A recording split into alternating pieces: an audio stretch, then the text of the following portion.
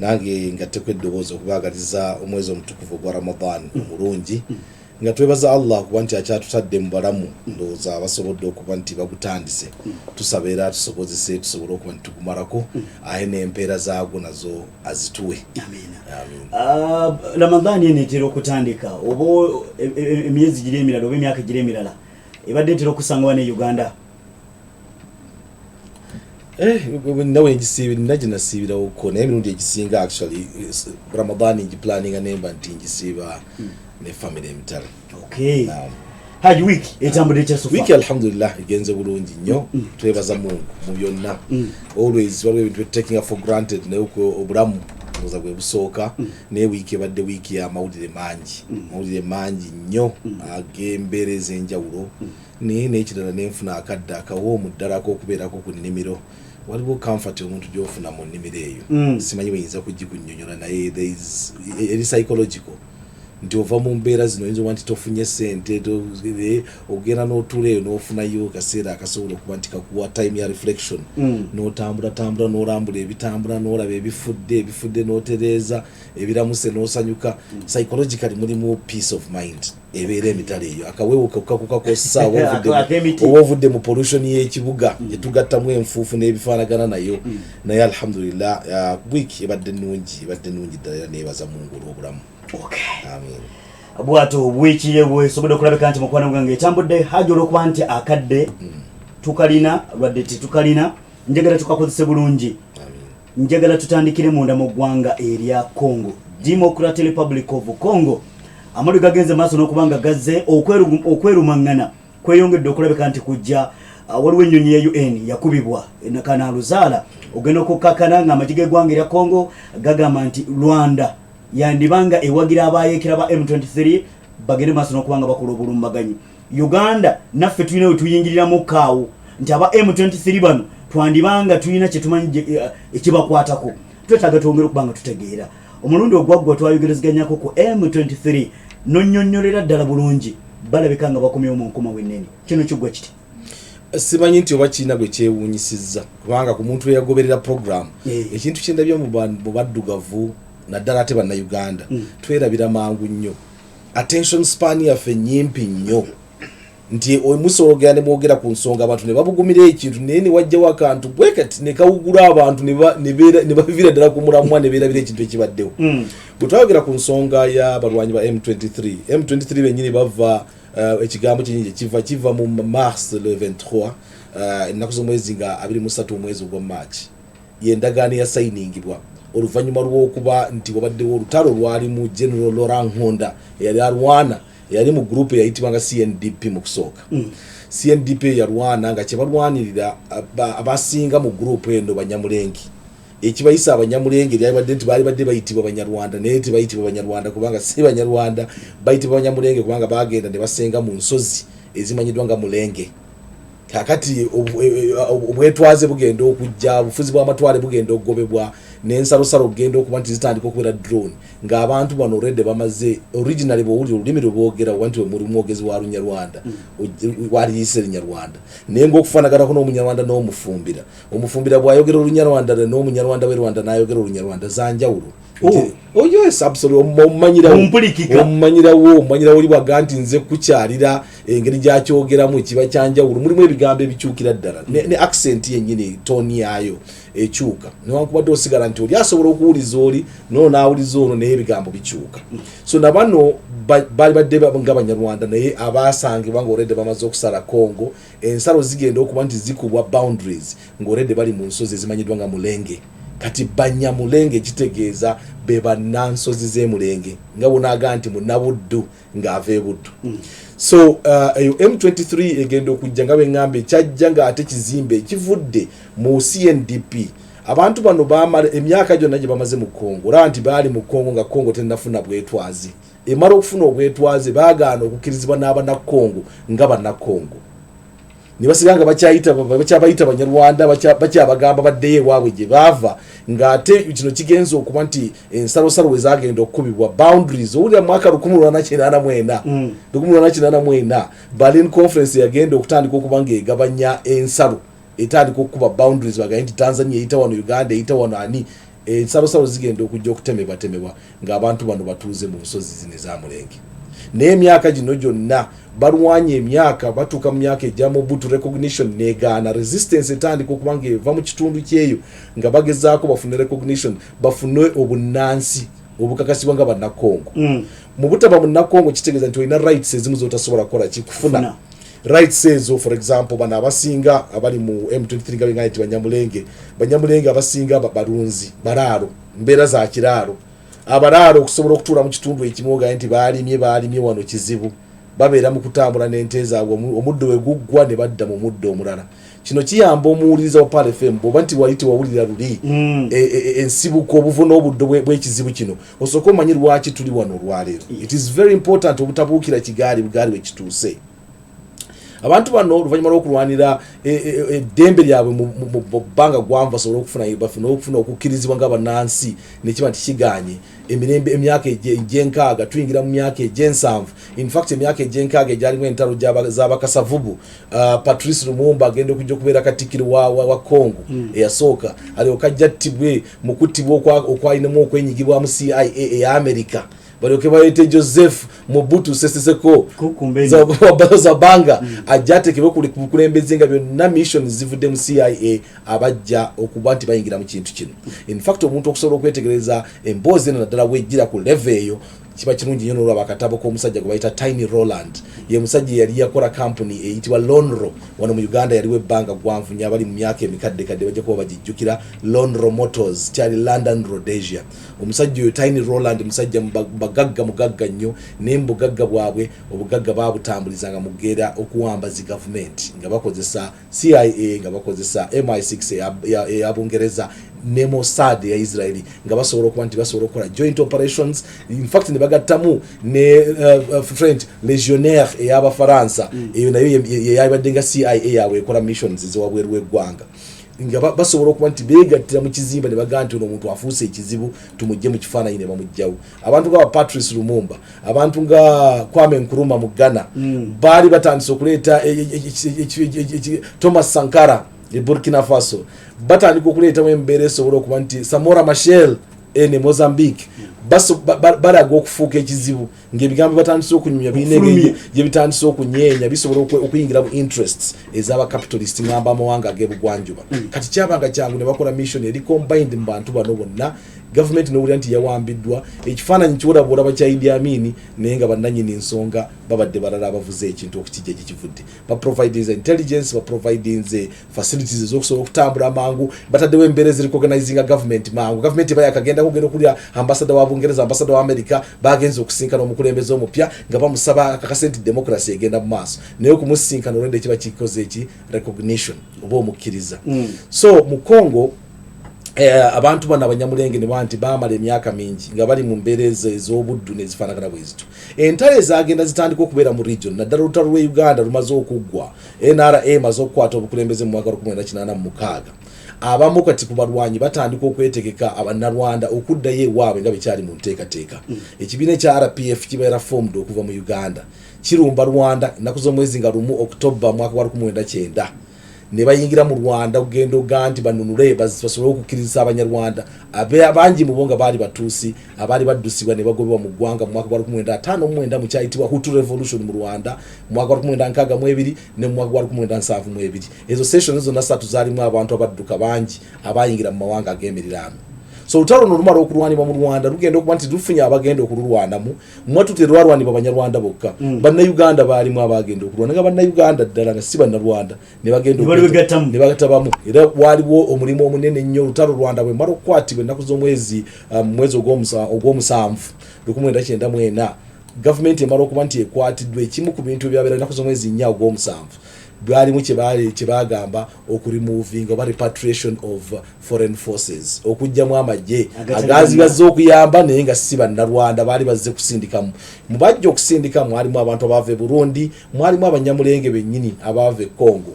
nga impact erimu jjukira nti mwalimu ekintu ekyali kimaze okujja abanyarwanda abajja mu Uganda bali mu Uganda bagenda okwegatta mu NRA okwegatta kwabwe mu NRA kwayamba NRA kusobola okujja n'ekwata obufuzi naye ng'oggyeko ekyo kyabayamba okufuna entandikwa eyabayamba togenda okufuna springboard ogenda okulumba ewaabwe abanyamulenge abajja mu Rwanda bafuna entandikwa ebayamba nabo genda okukola okupushinga pressure eyagenda ogenda okujjako mu butu era mu mwaka gwa 1997 tutandika okuwulira amannya amapya abantu nga babizima Karaha abantu nga Moise Nyarugabo abantu amanya gari gatamanyiddwa nga amanya gona Azarias Ruberwa eyatuka nokubeera vice president wa Democratic Republic of Congo under Kabila abadde yakavaako bano bonna abantu banyamulenge abava mu ggwanga lino abantu abali bayitibwa nti bantu ba wansi ne all of a sudden impact je bajja nga okujjako mu butu mu mwaka 1997 olutalo lwarwanirwa Rwanda ne Uganda nga bagenda mpaka Kinshasa Rwanda etuke n'okukwata James Kabarebe abadde minister wa defense we Rwanda ebbanga gwanvu nga nafuuka omukulu w'amajje Congo oluvannyuma lw'okuwambibwa kwa Mobutu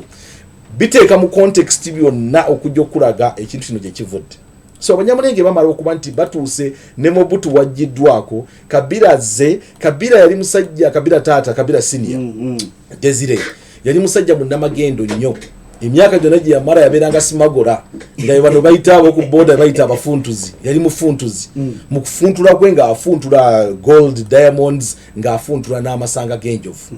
byebintu business gye yakolanga ogenda n'abantu emuyamba okucrossing okuva mu Congo n'ayingira Tanzania okutandika okugenda ng'aba amanyika naye era asigala nga si mumanyifu. Julius Nyerere Kambarage owe Tanzania omugenzi yajja yaleeta Laurent Desire Kabila okujja okumuintroducing eri President Museveni n'oluvannyuma okumutuusa eri President Paul Kagame. Bagenda okujja okuba nti bategeera omuntu gwe babadde batamanyiddeeko ddala Julius Nyerere yaleeta President Kabila okujja okumuintroducing eri abantu bano bamala omuleeta era nzijukira bwali Bukavu Joseph Kabila senior Laurent Desire Kabila jane mutabani we Joseph Kabila ne bajje Bukavu baleetebwa okujja ogenda okutandika ku struggle etandika eri ogenda okujjako Mobutu n'olutalo ndutegera kubanga nalutuula mudoza actually journalism career yange almost wetandikira mu lutalo lw'e Congo ogenda okutambula mpaka Kinshasa. So bamala okuba nti bamuintroduce nze bamuleese nga part of the hope expectations era in fact kuba bodyguard abamu gwe baba bakwasa yali basajja banyamulenge abajja okureceiving Kabila bamuleeta mu hoteli emwe Bukavu awo wajja okubeera introduced eriba na Congo abali ku lutalo bagenda ku frontline nga yayita manyiddwa lwensoko okulaba Joseph Kabila nga nange nkyali muvubuka nvuumulo n'akava mu university nkyali muvubuka nnyo lwensoko okumulabako oluvannyuma ajja okufuuka president. Anyway long story short nga expectations zali nti ebimu ku bintu byali bisabibwa singa Mobutu amala okuvaawo kubanga abadde afuuse ekizibu eri eggwanga abbye sente z'eggwanga yonoonye sente z'eggwanga naye n'eggwanga lennyini abantu balemeddwa okuba nti batabaganyizibwa. One of the reasons was okuletawo national unification abantu basobole okuba nti beegatta eggwanga abantu amawanga ageebakiddwa Congo gy'olaba erimu abantu eyogera ennimi 400 400 languages ina abantu milioni 82 era bwe tunatuka okwogera ku East African Community okuyingiramu eyo market nene okuba nti egenda okuba nti ejja naye part of the problem is waliwo abantu abali totally isolated ng'otuuka mu Congo n'osanga onayitibwa mu Congo naye nga bwali oyo chief ali eyo governor gyali gyafugira buli omu ku alina bibye byaliko. So M23 nganga bwe nagambye ejja okuzaalibwa ng'eva mu kibiina ekyali ekya CNDP ekyatandikibwa general gwe bayitanga Laurent Nkunda eyekutula ku majje ga Congo n'atandika olutalo mwana ava mu kitundu bakiyita Jomba nakyo kitundu kiri very fertile and abanante na kiki kyawo bali katundu kasembedde Rwanda ne batandika olutalo nga bagamba tulemeseddwa okuba nti one tulinyisibwa chepe mu majje tufuna recognition ngaba nansi tusobola okuba naffe tufuna rights zaffe government okuba nti ejja ne investing mu bitundu byaffe nga tutudde mu bitundu ebirimu eby'obugagga jukira coltan erimu kulyande ekyobugagga ekyomuttaka ekikozesebwa mu buli muntu yenna alina smartphone buli muntu yenna akutte smartphone mulimu coltan eve Congo buli muntu yenna gwe boyitibwa kati wono okutte bbiri content yayo yotamanyi naye buli muntu yenna akutte smartphone ku dunia alinako omukono oguve Congo. Kati abantu okubanga batuwidde ekyobugagga kino nga tebafunye development enkulaakulana tetuuse mu bitundu byabwe otuuke Kinshasa ebitundu ebimu mu kibuga ekikulu Kinshasa eringa Bulaaya otuuka mu streets ze Kinshasa embeera z'abantu okukulanga olaba embeera ziringa ze Bulaaya tambulako mayiro 2-3 olyoka otuuke mu Matonge wakutwaje bakiraje ba Matonge mato ngeo kati jotambula obuko omwara oli wero kutahiyatu sawe no musajja ajja yambadde suti eyekitalo ngaba na Kongo mbamanyi saper ye kuba ekizigo ekizigo kikyanoze ekizigo ne kino guys suti na yambala ba saper bo bambazi era saper kitegeza kusabula kati abaganda bakijja abaganda bakopa ebintu byange babikyusa abaganda alina amasape right amasape kiva musaper ekyaba na Kongo mu kugenda okwambala okuba nti bambazi b'amaanyi bitu bisinga tubirawo bulali nga situmanyije bivudde so ne bati omuntu ajja just 1 kilometer away from all these developments n'otuuka ng'olaba obwavu obw'ekitalo omuntu alyengege emirundi ebiri oyinza okuba tokitegedde omuntu e Kongo n'akulira engege emirundi ebiri bakwata ensumaki n'ogiteeka mu butto waffe nga bwe tugisiika eno ey'omu butto omanyi nti bwe mala okuba nti egenze mu kalaayi wali obugumbagumba bwonna bulina engege buba bwagonze olugijjamu ng'asiika nnyanya y'ebutungulu bulungi ng'atuuzaamu ekyennyanja olulyo olusooka bajja ne balyako kati egyali badde emiwula gy'engege amagumba gano nago gabeera transformed ne gakola enveezi naddako nti okuddamu okufumba baddamu ne basiika ennyanya n'obutungulu ne batuuzaamu gali amagumba gabajjukira gagonze oli n'ameketa n'afunayo essubi ly'ekyennyanja kakati okumala okulaba abantu batuuse ku level y'obwavu obufaanagana bwe butyo it's unbelievable nti eggwanga erimaze okuba nti lirina obugagga obufaanagana bwe butyo ate libadde abantu nga bali mu mbeera ezo ate ne mubaamu n'abantu kati n'amawanga gennyini okweyawula so bano balwana nga bagala kino kyetwagala so tugenda okutuuka mu mwaka gwa 2026 Laurent Nkunda avaayo n'afuna amaanyi atandika okulwana olutalo lwali lunyiitire nga lugenda kutuuka Goma kati okwali okutya okw'amaanyi ne bagaa nti no katutuule tutandika okuteesa ennaku z'omwezi 23 omwezi ogwa May sebo endagaano eno we yakolebwa mu kibuga eky'Egoma M23 M23 kiva kujjukiza tujjukiza abantu ennaku z'omwezi 23 omwezi guli ogwali gukanyiziddwako kuba nti ebintu by'okuteekebwa mu nkola mwalimu ebintu 6 ebyali ebikulu ebyasayiningibwa meeting eyo njijjukira very perfectly kubanga almost nagirimu mu butagibaamu nti okufuna omuntu nagenda n'akuteerako essimu naga nti ngenda girekako owulirize ebigenda mu maaso n'okubira omuntu essimu n'agirekako akuleka okola eki owulire ebigenda mu maaso wallahi so meeting egenda okuggwa nga bakoze resolutions ebintu 6 ebyali birina okuba nti bigobererwa nga bikyalimu first of all okukkiriza abanyamulenge bafune okukkirizibwa mu Kongo nga bannansi ekyokubiri mwalimu okutandika okuresetolingisa abantu abali ogenda okubudamya abantu abali baddusiddwa abali bagiddwa mu byabwe ekyokusatu mwalimu abali mu majje nga banyamulenge babeere integrated ejje ly'obuyekera lijjibwewo era ojja kulaba nti olwaliro mu mboozi zetugenda okunywako inshallah connection eno ejja kubeera very important okukwata amajje agabadde mu bayekera ne gabeera integrated into the national force wano kyaliwo NRA yajja nga mu kulwana kwonna kuno efunye amaanyi ag'omu byalo naye nga mu kibuga tennabitegeera bagenda okuyingira mu Kampala nga wano abantu abali bafuga Kampala yali FEDEM eyakayiira ne UFM eyankwanga NRA ejje ba integrating nga bamaze okufuna amaanyi gana ag'ekyalo bas buildings up naye nga okusobola okupenetratinga Kampala mwalimu necessity ey'okusobola okuincludinga mu n'okuinvolvinga teams zino ebbiri ezaali bannakibuga era nkwanga side z'eggabagaba eyo nga teweeyisaayisayo FEDEM nga bajje bakwata katundu kano makindye kano kaabwe ngeri gye bakabalamu jangu eno ndeeba kabowa butundu buno bwambuka katwe Kinyoro ng'eyo FEDEM eryawo amaanyi g'akayiira Lutaakome Andrew gaali awo bamara okujja ne baba integrating ekintu ekyasookera ddala NRA kyeyakola ekyamangu kukwata ababadde bakamandaza aba groups zino UFM ne FEDEM ne babasaasaanya in terms of deployment olwo kiba kikulu nnyo kubanga olina engeri gy'obaokendezaamu stress and it hasn't happened in South Sudan. That is a problem. Anyway, South Sudan is for later. Nkudira ku 2023 yes bamara okuba nti ebintu bino bimaze okukanyizibwako bisirikibwa kyangu nnyo okusayininga endagaano zino bamala okusayininga endagaano ne beerabira n'omulamwa ne bava ku mulamwa gwe babaddeko gavumenti Kabiro lwafunye akaweweeza pressure eri ebaddewo ey'emmundu biki jjukira nti tuyina Kongo yafuna obwetwaze mu mwaka gwa 1961 ng'eyina amagye ga United Nations peacekeepers abakuuma ddembe aba UN abaali bazze okufuna obwetwaze era yali kamanda omu ku bakamanda yabadde president w'e Nigeria Olusegun Obasanjo General yali omu ku bakamanda actually yali top commander ku time eyo yajja okulebera amagye ga UN agaali mu Kongo ng'efuna obwetwaze up to now kuba nti era ejje ddene erisinga obunene erya peacekeeping erya UN erya abakuuma ddembe liri mu Kongo speaks volumes. Interest nyingi enyonyi ne Pakistan olabe yakubidwe helicopter jogambye je babagambye ko nti waliwo akakubusa ku Rwanda waliwo enyonyi yakubwa mu ennaku eziweddeko ekintu kye batayo actually yali gundi yali mamba eno mamba tanka tanka eberi ku patrol yasajja kuva Indonesia n'aba Pakistan nekubibwa ebintu byasangibwa mu mamba